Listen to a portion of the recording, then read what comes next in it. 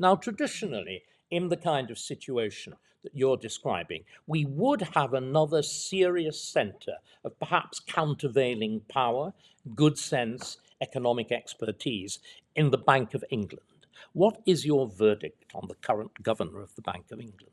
I think the last good governor of the Bank of England we had, the last even competent governor of the Bank of England we had was Mervyn King, who was much Exactly. maligned by the financial services industry because, he wanted to do things that reigned in the financial services industry, and rightly so. I like free markets, as you know, David, but you've got to regulate your financial services industry, or it will periodically take down your economy. That's what. He was the one who warned against quantitative easing, wasn't He he? totally The warned famous against moral quantitative easing. hazard. And he And was he, to- completely and he right. totally spotted what was going to happen in 2008, as early as 2004 and 2005. And yet he gets constantly maligned. It's really unfair. I think he's an excellent central bank governor, and he's written some very, very shrewd things since he left the central bank in 2013. Then we had Andrew Bailey, of course, who followed Mark Carney. Andrew Bailey is completely out of his depth. He's not a professional economist. He's actually an economic historian. He is the ultimate sort of time-serving public sector figure who has failed upwards. And I think during COVID and the aftermath of COVID, he showed, I'm sorry, it's a difficult job, but he showed a sustained lack of judgment by continuing to argue and chiding those of us who opposed him, by continuing to argue that post-COVID inflation would be low, and if inflation did come up, it would be transitory, that ridiculous word transitory. Well, we got to 11.1%, and Britain since then has had a really bad inflation problem, not just because of quantitative easing, that's part of it, but also because of high administrative prices, minimum wage hikes, mad energy prices, all the rest of it. So we have had an inflation problem. And we've got a weak governor of the Bank of England who hasn't got the kind of intellectual grit and credibility to genuinely lead international opinion about where British monetary policy should be, the British economic outlook more generally. And he is surrounded by pygmies, because the Monetary Policy Committee, the 9-strong team of economists at the Bank of England, of which the governor is part, when it came in 1997, and I do agree that Bank of England independence was a good thing, we had people on the MPC of genuine intellectual rank and credibility, people who were already internationally renowned economists, known for their independence of thought, and getting on the MPC was just like something else they did in their life. You've now got people on the MPC who are sort of lining themselves up for the MPC, years and decades before, by saying very anodyne things about the economy that it knows the Treasury wants to hear. The Treasury has completely taken over control of the appointments of the Monetary Policy Committee.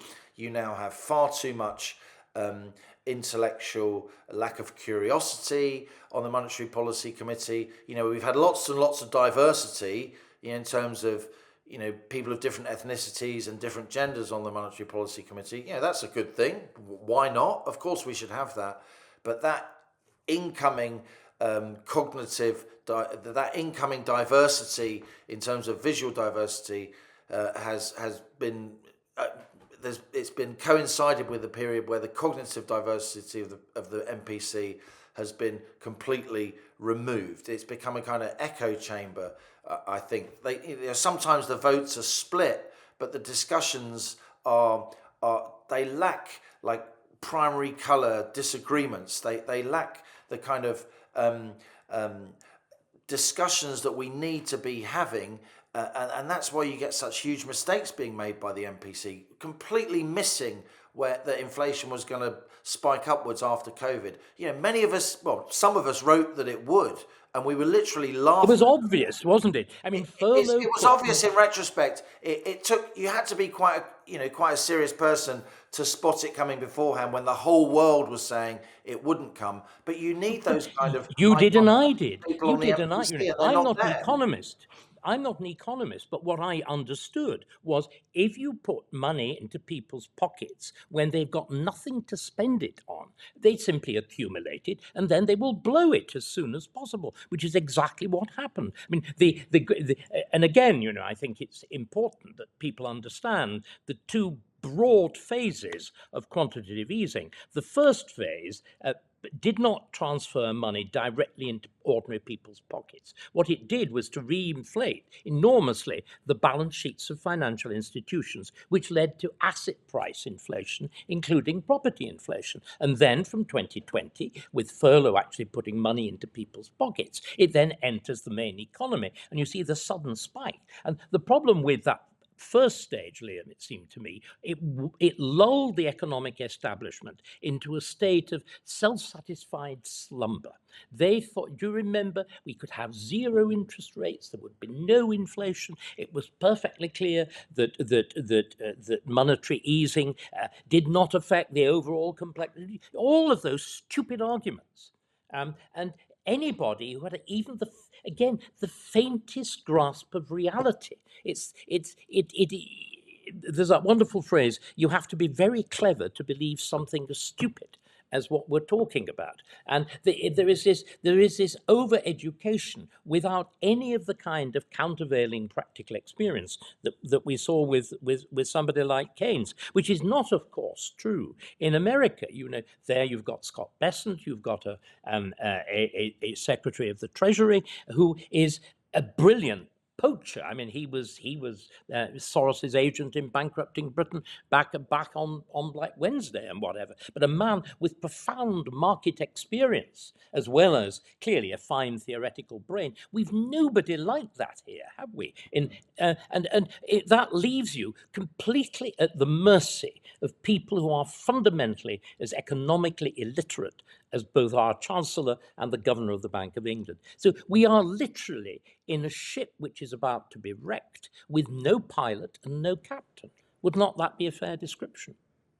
I think that's right. Even under Tony Blair's government, less so under Gordon Brown, but under Tony Blair's government, there are always people in the room that really understood financial markets. People, who were well known in financial circles for their nous, well known among capital markets, and that's really important to reassure the big investors, the big pension funds, the insurance companies that lend government serious money, that the government knows what it's doing. You have people like Gavin Davies, who was, a big name at Goldman Sachs. Derek Scott, I've talked to you about before, chief economist at KPMG. These people were advising Blair and were in the room.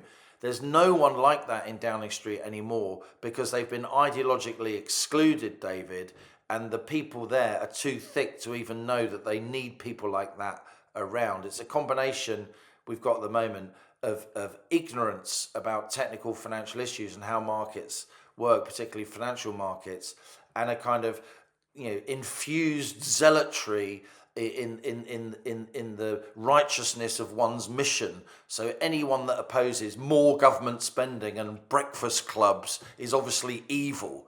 And it's the right thing to do, so we must do it. And so the money will be found and business will pay. There's a lot of idiocy out there. You mentioned Keynes. Keynes's contemporary, of course, was Orwell, who said there are some ideas that are so stupid that only intellectuals will believe them.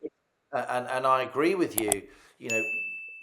Quantitative easing, the presses, the British Fleet Street's lack of curiosity about QE, particularly the so-called posh papers. I got such a hard time for criticising QE from 2012 onwards. I agreed at the initial part of QE to salve financial markets and so on, but after 2012, QE went from being an emergency measure into a lifestyle choice. It became a dependence. An addiction. I think it was it's addiction. It showed all the symptoms of a genuine addiction. Yeah, it was like crack cocaine, and we are now in a situation where we don't distinguish the way we should between the two parts of QE, as you rightly said. The first phase of QE, it didn't hit headline inflation numbers, but it did make asset prices go up all over the place, and so it was brilliant for wealthy people. It had friends in the city, it had friends in the treasury, because it meant the government could sell its bonds cheaply and keep interest rates artificially low. But then the second phase of QE during lockdown, it wasn't just furlough, it was also those CBIL loans straight into firms and households' bank accounts. And then when the time came, they spent with abandon. That, you know, the fact that we've had QE is now fueling, I think, what could be really stupid decisions coming out the British establishment post this budget, because it's clear that this budget is going to increase taxation even more. It's clear that that's going to slow down growth even more. It's clear that that's going to put us even deeper in a fiscal hole. Guess what, David? Oil prices are still $60, $65 a barrel, which is rather low. How about when oil prices start cranking up again? We're not even in a global crisis yet, and yet Britain's public finances are on a war footing before there's even a crisis. So how about when there's some kind of crisis?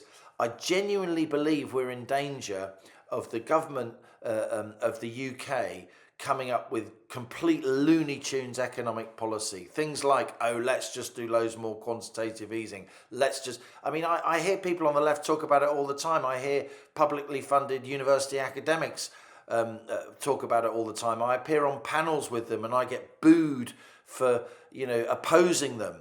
Particularly at universities, by trying to point out, financial and historic reality. And where is the press? Where are the financial commentators saying that this stuff is nuts? And not nearly enough of them are. And those of us that do, with hundreds, thousands of years of policy experience on our side and policy outcomes, if you print loads of money, your empire will collapse, from Roman times onwards. We get a really hard time for pointing it out, for standing up for fiscal reality. And I The think left hates reality. the only light at the end of the tunnel is the political marketplace for ideas is now starting to work, and you're starting to get the Tories and Reform. They are now starting to compete, not in terms of who can promise to spend the most money, the sort of carousel of endless dishonesty that we pump out to voters. It's no wonder they're so cynical. Tories and Reform, they're now starting to compete in terms of who is the most fiscally responsible, because finally they are not listening to their 22-year-old moronic advisors, and finally they're starting to realise that out there's a silent majority of people who totally agree with you and me, not just wealthy people that own businesses, but ordinary folk that understand we can't keep living beyond our means. And we have been.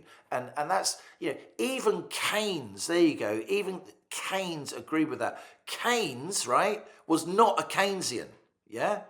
Keynes did not believe in endless deficit financing at all. Nowhere in the general theory or anywhere else did that appear. Keynes believed in spending money and going into deficit during recessions, but then running high surpluses during the good times. So we've forgotten one part of Keynes while, of course, embracing the other. And, that sounds really obscure. Keynes wasn't a Keynesian. But that just goes to show how really good ideas and brilliant writing gets twisted when it's economically and politically expedient to do so. Yes, I think, again, it's what happens, Liam, when any group of ideas. I mean, another very interesting example of that is climate change.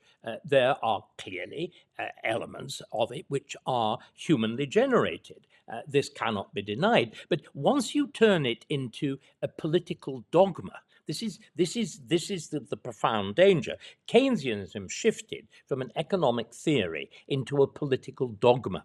And in exactly the same way, the whole question of humanly generated climate change or whatever has shifted from a plausible scientific hypothesis, which is testable, which is disprovable, or indeed is provable, into instead high academic and political dogma. And the thing that you were talking about, the universities, one of the things that I think is so shocking, and I saw it very much in its early stages in my last days at LSE, which always had a tendency in that direction because of the fact that it was established with a political project in view. It's the Webbs and the whole business of Fabianism and its history so closely intertwined with the Labour Party. But if you look at things like the Grantham Institute on climate change at LSE, it's impossible to distinguish between the serious academic work and propaganda. Propaganda for a very particular set of policy decisions, which is climate emergency, the kind of absurd measures that we are taking, which is so destructive because of vast inflation of the costs of fuel, the destruction of all our heavy industry, chemical industry, pharmaceuticals, and so on.